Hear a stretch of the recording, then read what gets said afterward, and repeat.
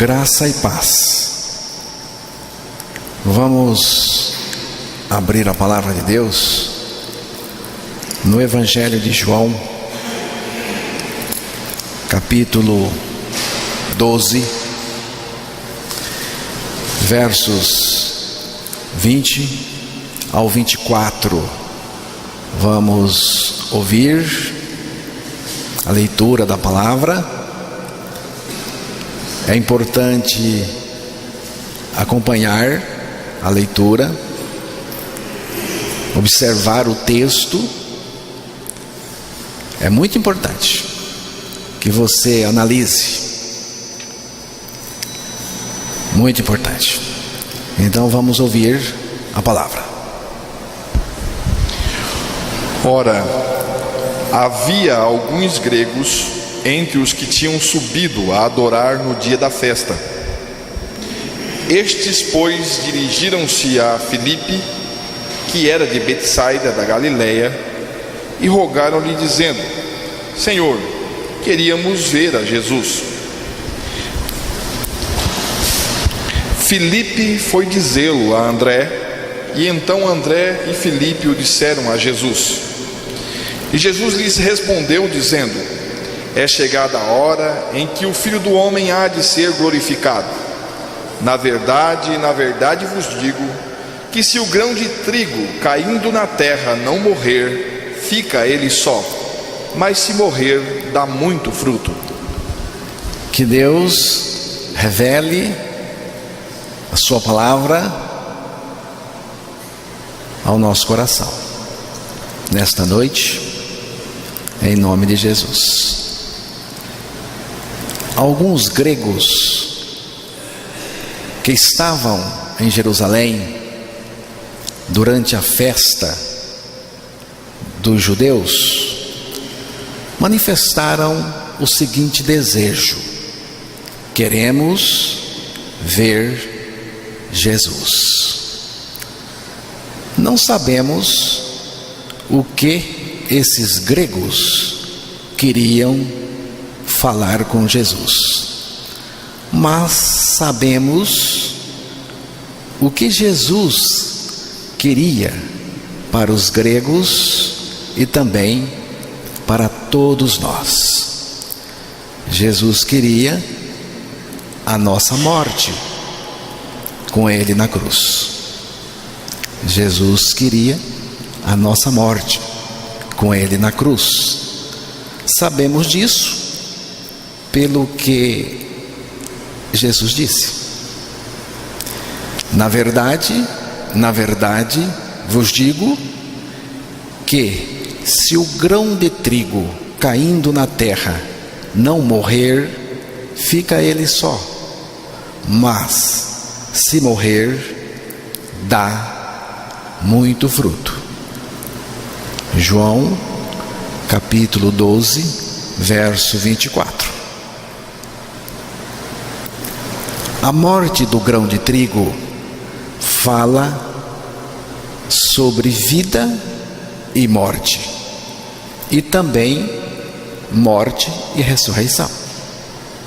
Fala da própria morte do Senhor Jesus Cristo, pois Ele é o trigo de Deus, o pão de Deus, que dá vida ao mundo pela sua morte e ressurreição. Fala também da morte do pecador para o pecado com Cristo na cruz. De acordo com Jesus, o grão de trigo deve morrer e ressurgir para produzir fruto. Assim é com o ser humano, espiritualmente falando. Morrendo em Cristo, perdemos a nossa vida pecadora, e pela nossa ressurreição com Ele, ganhamos a sua vida justa, santa e frutífera. Depois que Jesus abordou a morte do grão de trigo, em seguida ele fala da vida que precisa morrer para ser substituída pela vida de Deus em nós. João capítulo 12, o verso 25. Quem ama a sua vida, perdê-la-á, e quem neste mundo odeia a sua vida, guardá-la-á para a vida eterna. Eu vou ler aqui também, na versão que anotei. Quem ama a sua vida, não terá a vida verdadeira, mas quem não se apega à sua vida neste mundo, ganhará para sempre a vida verdadeira. João capítulo 12, verso 25. Essa é a proposta de Jesus. A proposta de Jesus é substituir a nossa vida pecadora pela sua vida por meio da nossa morte e ressurreição com Ele.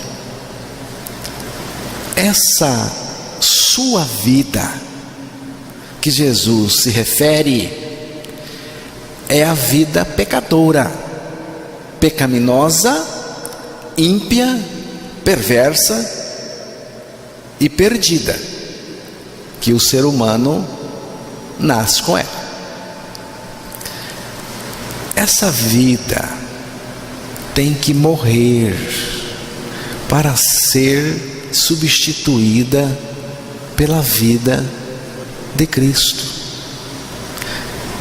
Cristo veio para fazer uma obra no sentido de trocar a nossa vida pecadora e perdida pela vida dele.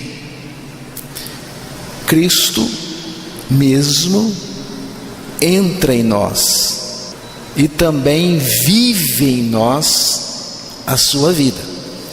A substituição de vida acontece no nosso interior. Para Cristo entrar em nós com a sua vida, Ele precisa primeiro tirar a nossa vida pecadora. E foi o que Cristo fez na cruz. Ele nos atraiu a si e com Ele nos fez morrer.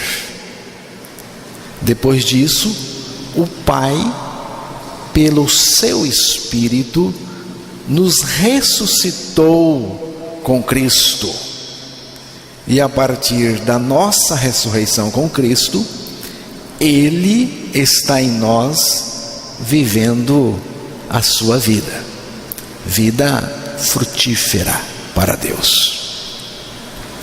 Na morte com Cristo na cruz, perdemos a nossa vida pecadora, ímpia, e pela nossa ressurreição, juntamente com Cristo, ganhamos o que Jesus chamou de vida verdadeira.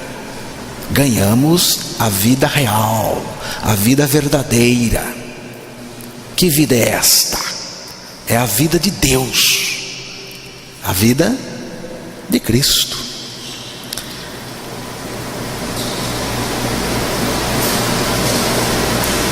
Mas, enquanto você ama a sua vida, Deus respeita a sua escolha. Mas se quiser a vida de Deus em você, terá que abrir mão da sua vida para ganhar a vida de Deus. Se o grão de trigo caindo na terra não morrer, fica ele só, mas se morrer, dá muito fruto. Tem que morrer. Tem que morrer.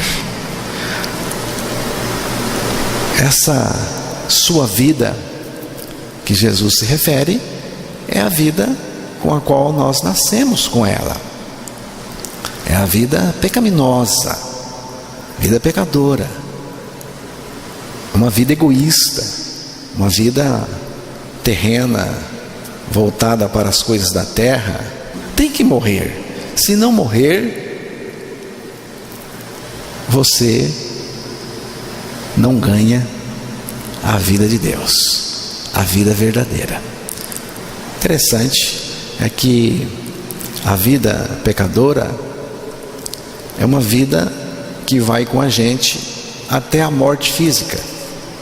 Quando morremos fisicamente, então ela coloca a nossa alma no inferno. Por isso que Jesus disse que quem se apegar a esta vida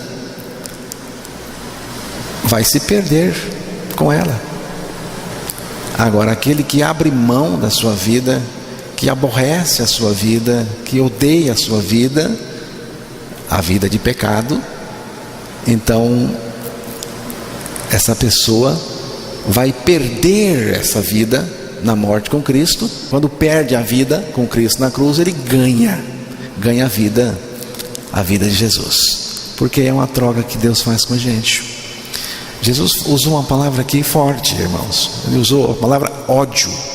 Quem odeia a sua vida, né? Você precisa entender que a vida pecaminosa, ela é terrível, perdida, e precisamos ter o sentimento de desapego à vida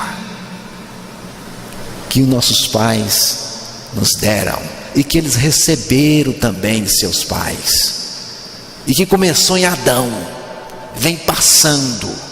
Então, quando Deus revela quem você é, o tipo de vida que você tem, então você cai em si.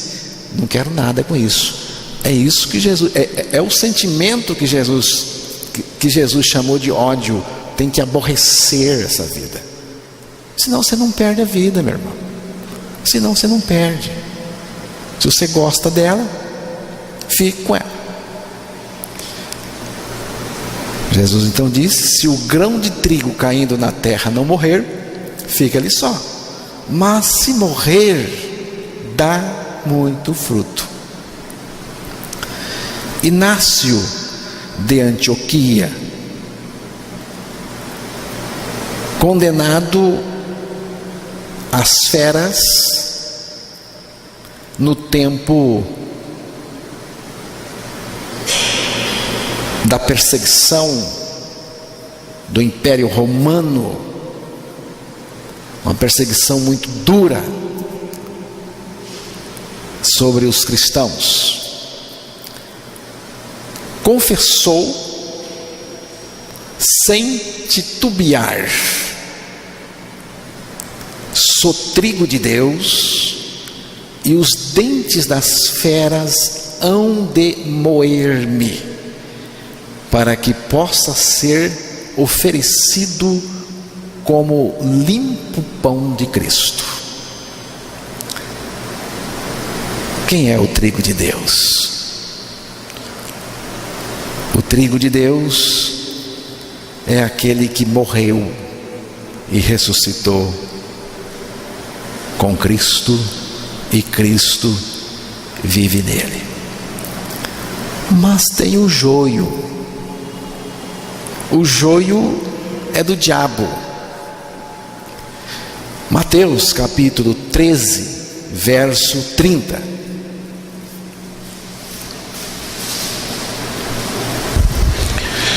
Deixai crescer ambos juntos até a ceifa. E por ocasião da ceifa direi aos ceifeiros: colhei primeiro o joio e atai-o em molhos para o queimar, mas o trigo ajuntai-o no meu celeiro. De onde vem o joio? Jesus disse: o que semeia a boa semente é o Filho do Homem. Mateus 13, verso 37. A boa semente, o trigo, foi semeado pelo Filho do Homem, que é Jesus. O campo é o mundo. O campo onde o trigo de Deus está semeado e também onde o joio de Satanás está semeado é o mundo. Jesus que falou: o campo é o mundo, a boa semente são os filhos do reino e o joio são os filhos do maligno. Mateus 13, verso 38. O inimigo que o semeou é o diabo. Quem semeou o joio é o diabo. A ceifa, e a ceifa, a safra é o fim do mundo. Mateus 13, 39, mostrando que o inimigo que semeou o joio é o diabo. Pois assim como o joio é colhido e queimado no fogo, assim será no fim do mundo, ou na consumação do mundo. Mateus 13, verso 40. E Jesus termina dizendo que assim será com todo aquele que pratica o pecado, que não foi liberto da velha natureza, por isso pratica o pecado. Quem não foi liberto da velha natureza pratica o pecado. Percebemos pelas palavras de Jesus, e você pode depois em casa ler a parábola do joio com cuidado, versículo por versículo, percebemos que o joio é uma imitação do trigo de Deus. O joio não pode ser trigo de Deus, porque ele é joio. O trigo morreu, ressurgiu, morreu com Cristo, ressurgiu com Cristo, tem a vida de Cristo. Já estou crucificado com Cristo, e vivo não mais eu, mas Cristo vive em mim, e a vida que agora vivo na carne, no corpo, vivo-a pela fé do Filho de Deus, o qual me amou e se entregou a si mesmo por mim. Gálatas 2:20. Esta é a experiência que caracteriza o trigo de Deus. Se o joio morrer com Cristo, ele vira trigo também. Mas para virar trigo de Deus tem que morrer. Só que a preocupação do joio é imitar o trigo e não ser trigo. O joio, em geral, é um religioso daquele dos bons.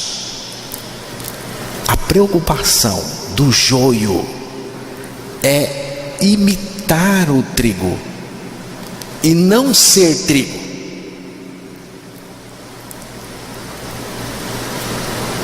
Parecer, mas não ser, é o jogo do joio. O joio é aquele indivíduo que não quer ser trigo de Deus, mas apenas parecer com o trigo. Ele quer que os outros pensem que ele é trigo, mas ele mesmo não está preocupado em ser trigo. Nenhum religioso está preocupado em ser trigo de Deus. Ele está interessado na opinião dos outros, na opinião que os outros têm dele. Ele quer que os outros pensem que ele é. O negócio do joio é reputação, irmãos. Reputação. O joio vive de reputação. Joio adora reputação. Reputação é aquilo que o ser humano constrói na sociedade. É uma pessoa de respeito, construiu a sua reputação. O joio gosta de reputação, ele vive da reputação. O negócio do joio é aparência. O joio é aparência, o trigo é essência. O trigo tem grão, tem fruto, o joio não. O joio cultua a aparência.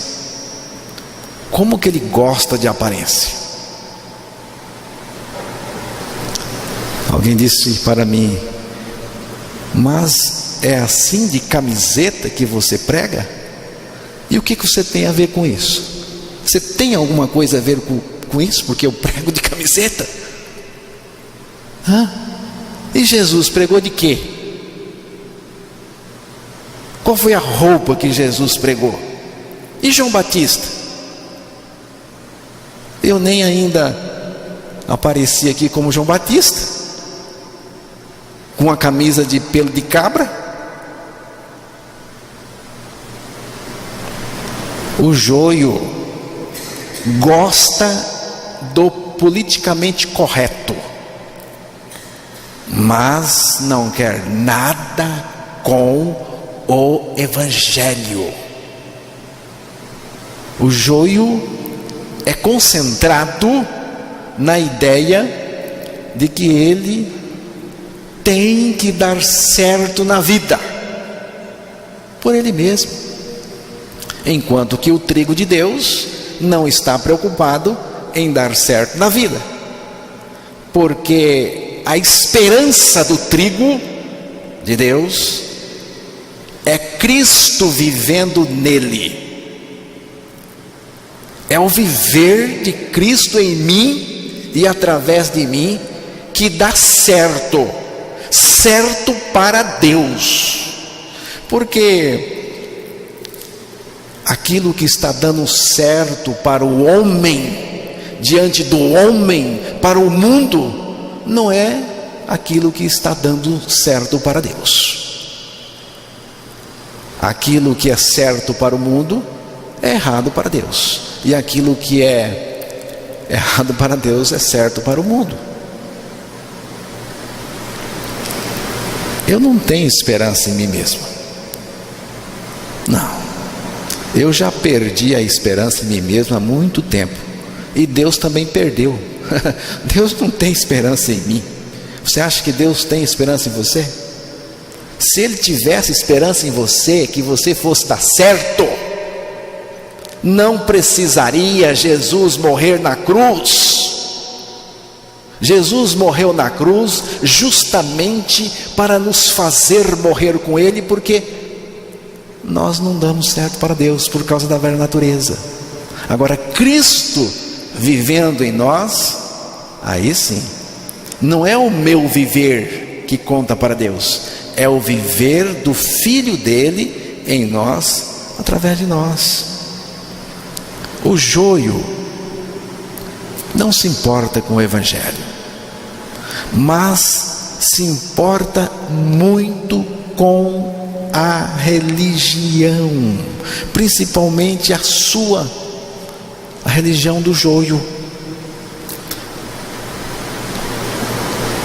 Se você falar da religião do joio, ele fica nervoso com você. Fale da religião do joio, ele vai ficar nervoso com você. Ele não gosta. Por quê? Porque ele cultua a religião. Ele se importa com religião. Religião é aquilo que eu faço diante dos homens. O Evangelho é aquilo que Deus faz. Religião é uma escada. O homem sobe com o seu esforço para chegar no topo. O Evangelho é o Deus que está no topo, desce para apanhar você que está aí na estiva, no chão. Religião é diferente de Evangelho. Então, quer comprar briga com o joio? Reprove a sua religião. O joio gosta de religião, desenvolve religião, briga por religião, discute religião.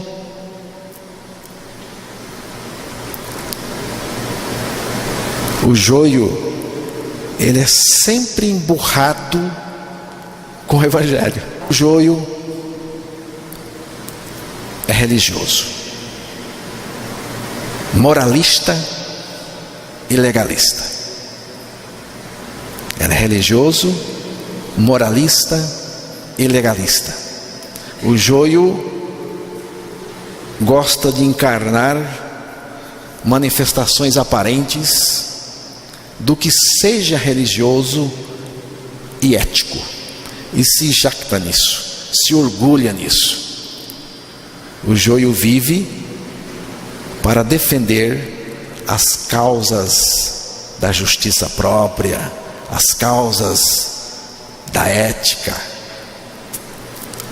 Ele ostenta os seus valores religiosos. Onde está o joio? Onde está o joio? A gente já sabe de onde o joio veio.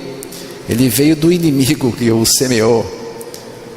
Sabemos que Satanás é o inimigo que semeou o joio no campo. E o campo é o mundo. Onde está o joio? O joio está em todos os lugares. O joio está em todos os lugares. O joio está na família.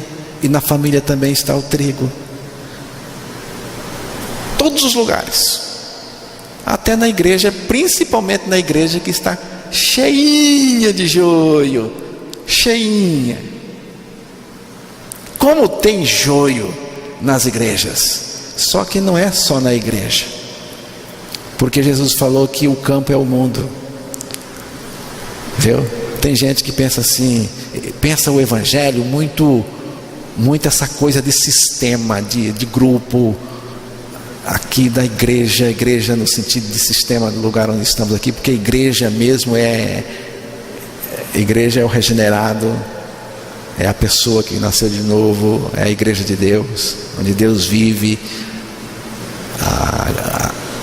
A grande adoração acontece dentro de nós, no nosso espírito, onde adoramos a Deus em espírito e verdade todo o tempo. Só que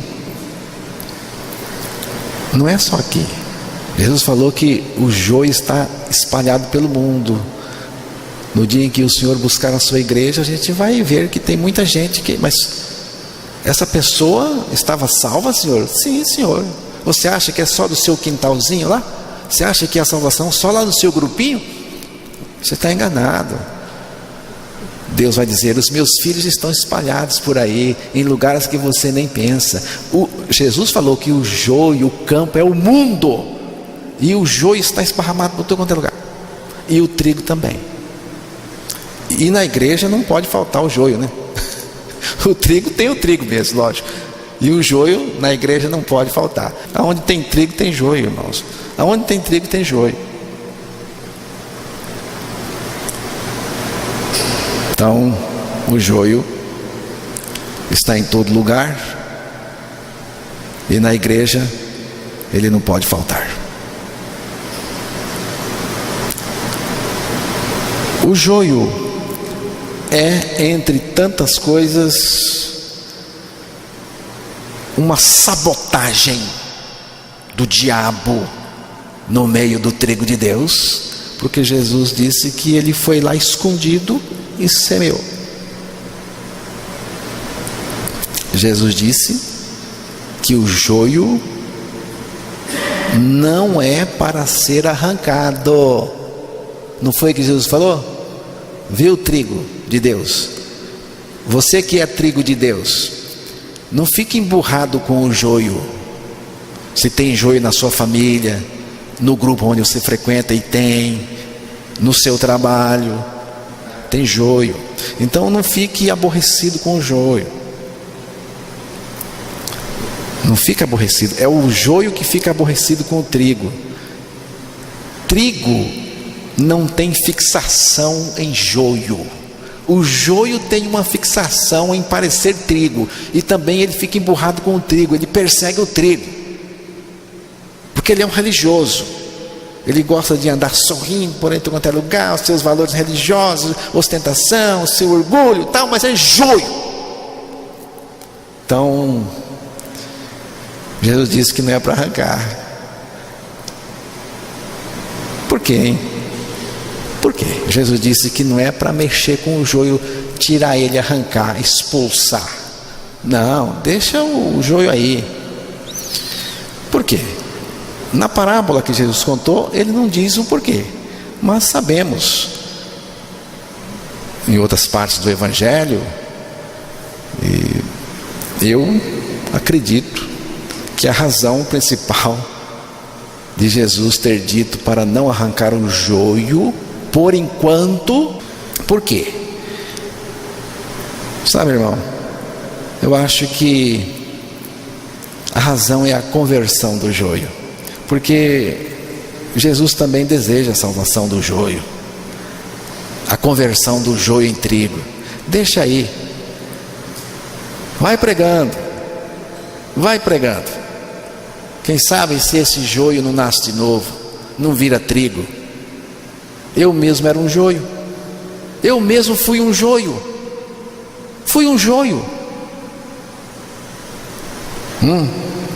que ficava assim, justinho, querendo tudo certinho na vida dos outros.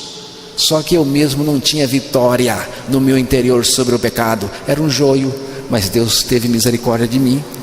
Mas a salvação de um joio, de um religioso, de um justo por si mesmo, é um milagre fora de série. É um milagre ainda maior. Mas não é impossível. É difícil joio nascer de novo. É difícil, mas não é impossível, porque para Deus nada é impossível.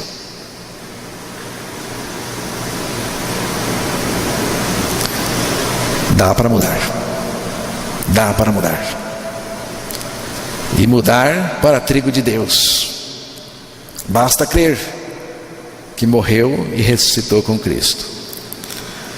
A morte é a condição que Jesus apontou para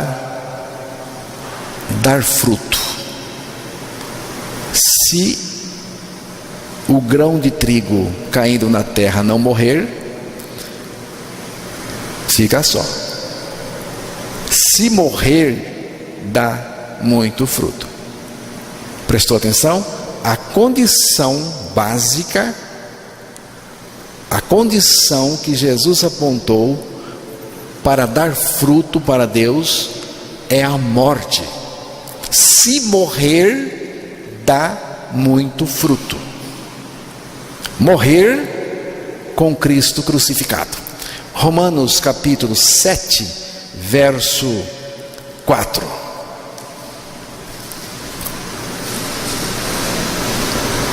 Assim, meus irmãos, também vós estáis mortos para a lei pelo corpo de Cristo, para que sejais de outro, daquele que ressuscitou dentre os mortos, a fim de que demos frutos para Deus. Assim, meus irmãos, também vós estáis mortos para a lei pelo corpo de Cristo, para que sejais de outro, daquele que ressuscitou dentre os mortos, a fim de que demos fruto para Deus. Romanos 7, verso 4. A palavra de Deus afirma a nossa morte pelo corpo de Cristo. Estais mortos pelo corpo de Cristo. A palavra de Deus está afirmando a nossa morte pelo corpo de Cristo. Ela diz: estais mortos pelo corpo de Cristo. Estais mortos pelo corpo de Cristo. Morremos porque Cristo nos fez morrer com Ele na cruz. A morte não é a filosofia budista, onde a pessoa tenta anular o seu próprio eu, a sua vida. Não. É Deus nos fazendo morrer. É Deus que faz. Não somos nós, é Deus. Na cruz, Cristo nos atraiu a si. Nele fomos identificados e com Ele morremos. Para que nós morremos? Pelo corpo de Cristo. A palavra de Deus responde: para que sejais de outro, daquele que ressuscitou dentre os mortos. Quem ressuscitou dentre os mortos? Jesus Cristo. Mas Ele não ressuscitou sozinho. Nós também fomos ressuscitados juntamente com Ele. Deus nos ressuscitou com Cristo. Efésios 2:6. No qual fostes ressuscitados pela fé no poder de Deus, que o ressuscitou dentre os mortos. Colossenses 2, verso 12. No qual, isto é, em Cristo. Quando Cristo foi ressuscitado, nós também fomos ressuscitados com Cristo. É preciso crer neste fostes ressuscitados. A partir da nossa ressurreição com Cristo, Ele está em nós vivendo a sua vida. Ele está vivendo no nosso interior. Deus nos ressuscitou com o seu Filho para que Ele viva em nós e em nós seja a nossa vida e também o nosso Senhor. Ele é o Senhor de tudo e de todos, principalmente daqueles que morreram e ressuscitaram com Cristo. Agora pertencemos a Cristo. Então, nós morremos com Cristo ressuscitamos, Ele está em nós, vivendo a sua vida, Ele é o grande Senhor em nós, agora pertencemos a Ele. Ele é o Senhor, Ele é o dono, Ele é aquele que manda. Agora pertencemos ao Senhor. Alguém pode dizer: eu também pertenço ao Senhor. Veja, irmãos, tudo é de Deus. Até o diabo é de Deus. O diabo é o diabo de Deus. Os demônios são os demônios de Deus.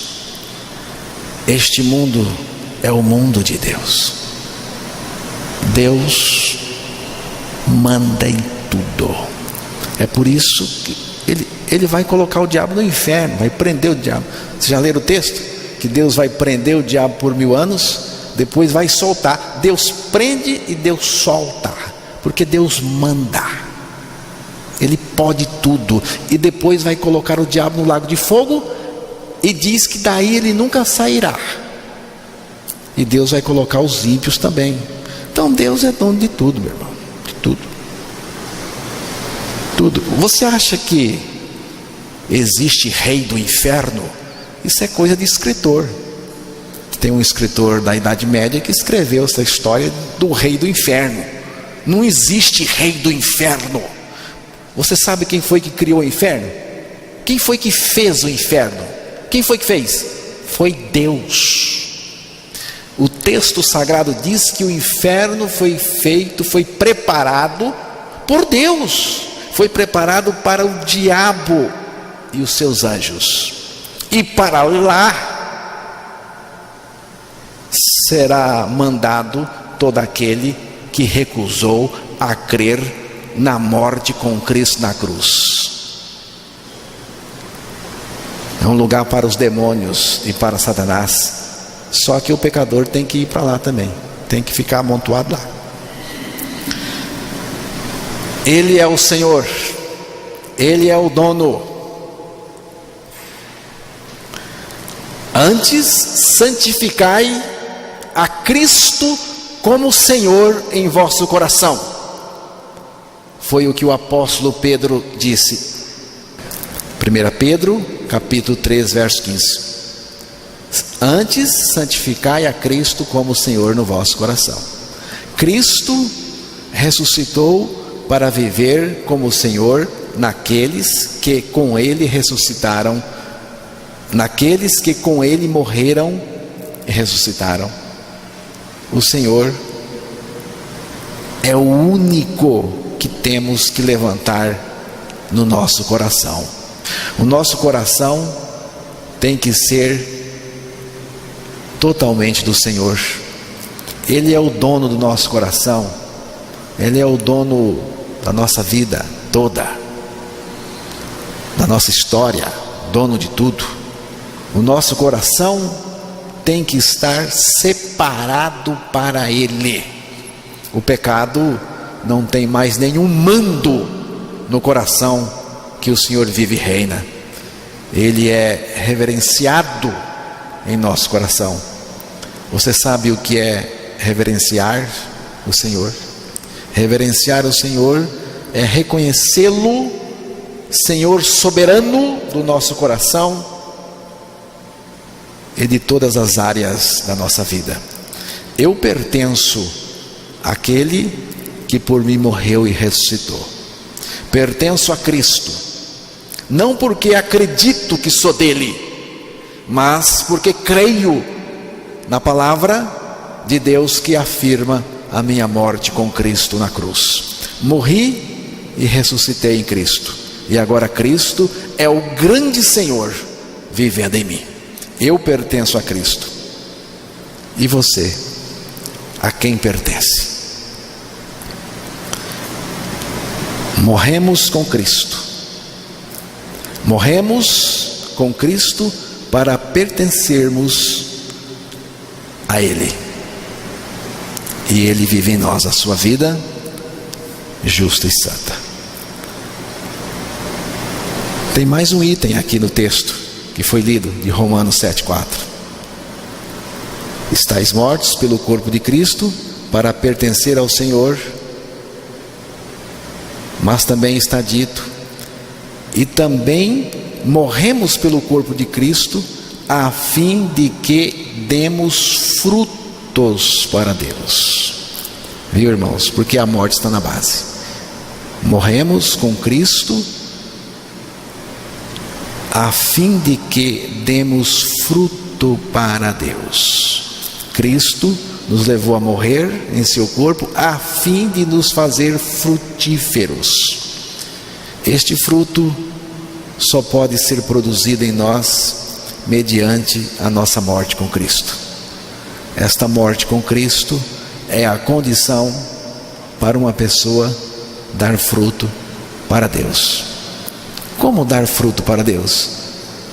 Tem que morrer. Se você morrer, já renasce com a vida frutífera de Deus em você, já nasce dando fruto para Deus. Deus nos levou a morrer no corpo de Cristo para colocar em nós a vida frutífera do seu Filho. A vida de Cristo opera em nós esta frutificação. Não mais eu, mas Cristo em mim é a vida frutífera para Deus. Cristo em mim me leva a dar fruto para Deus. E tem mais uma coisa, irmãos, mais uma coisa sobre fruto que você precisa saber, e vamos encerrar a meditação desta noite com esse texto de Gênesis capítulo 1, verso 11. Gênesis capítulo 1, verso 11. E disse Deus: produza a terra erva verde, erva que dê semente, árvore frutífera que dê fruto segundo a sua espécie, cuja semente está nela sobre a terra. E assim foi. Você prestou atenção na leitura da palavra? E disse Deus: produza a terra erva verde, erva que dê semente, árvore frutífera que dê fruto segundo a sua espécie, cuja semente está nela sobre a terra. E assim foi. Eu gosto muito disse Deus. E disse Deus. Deus disse. Você sabe por que a terra produz? Você vê tanta coisa produzindo.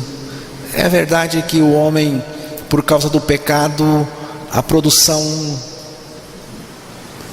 caiu. Depois, com o desenvolvimento da ciência, o homem criou mecanismo para fazer com que a terra possa produzir um pouco mais.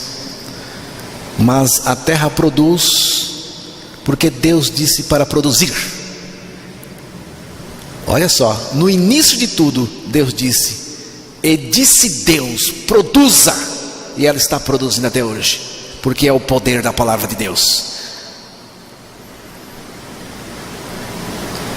Produza a terra erva verde, erva que dê semente, árvore frutífera que dê fruto segundo a sua espécie. Percebeu aqui? Fruto segundo a sua espécie.